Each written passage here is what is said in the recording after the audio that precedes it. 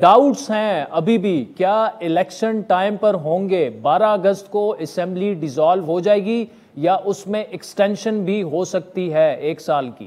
जी, ये आइन का मामला है। आइन के तहत इस चीज़ की इजाज़त है, लेकिन इस पर इस वक्त तक जो मुशावरत हुई है वो सब जमातों की यही है कि 12 अगस्त को असेंबली अपनी मुदत पूरी करे तो 60 दिन में इंतखाब होने, अगर उससे 1 दिन पहले या 2 दिन पहले उसे तहलील कर दिया जाए तो 90 दिन हो जाएंगे, तो हम नवंबर के पहले 10 दिन तक जा सकते हैं।